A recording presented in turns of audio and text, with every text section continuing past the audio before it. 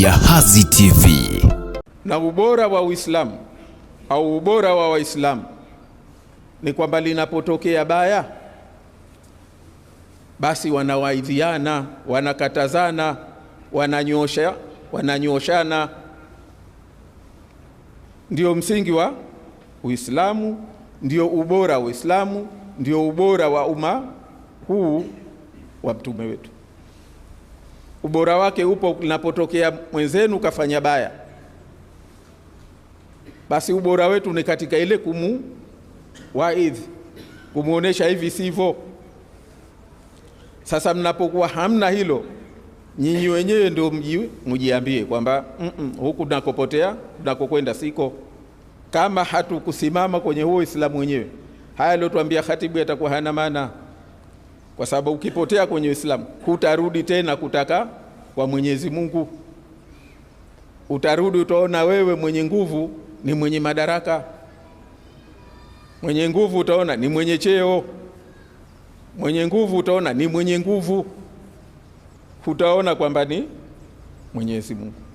Mkifika pahala ambapo mkausahau Uislamu, yatatokea mabaya, badala ya kukatazana watatokea wengine watayahalalisha. Sasa mimi nilisema hili kwa sababu nayaona kwamba sasa maradhi hayo yanatuingia nchi yetu, yanaingia kwenye nchi yetu. Linatokea baya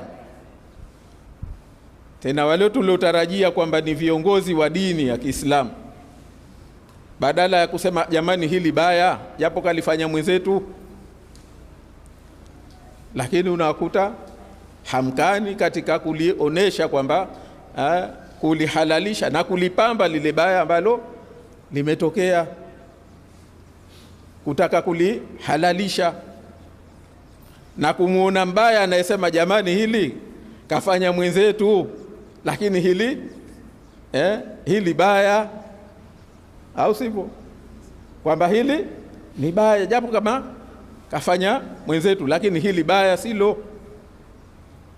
Mwenyezi Mungu katufundisha, katupa mifano mingi. Ahli sabti, watu wa sabti waliofika pahala baadhi yao wakageuzwa kuwa nyani.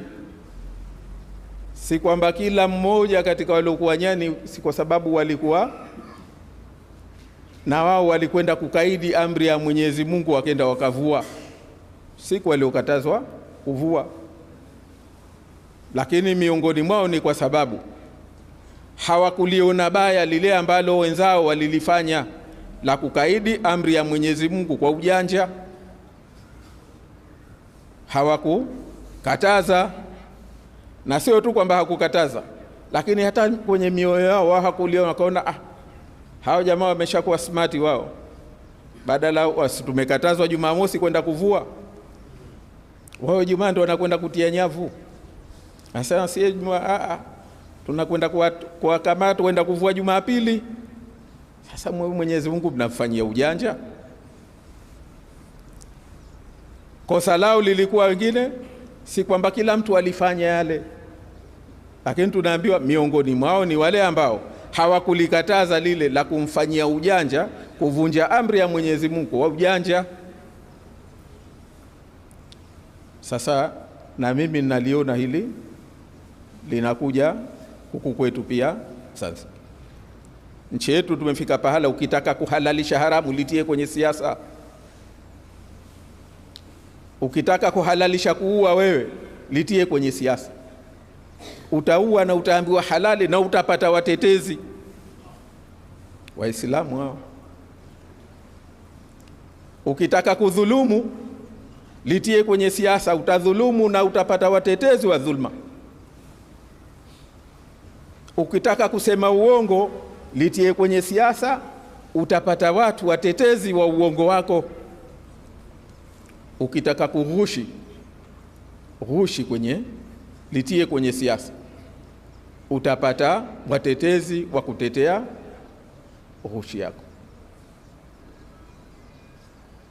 Jamani, Uislamu ni dhima, Uislamu ni utukufu. Mimi niwaombe sana ndugu zangu, tunakopelekwa tukatae. Tunakopelekwa tukatae kama Waislamu. Tusitetee ghushi, tusitetee dhulma, tusitetee kuua watu kwa sababu tu kumetiwa kwenye siasa. Huko ni kubaya, huko ni kukupamba sawa sawa na walivyopamba wale watu aliowaonya Nabii Ayub, watu wa Sabti. Jahazi TV.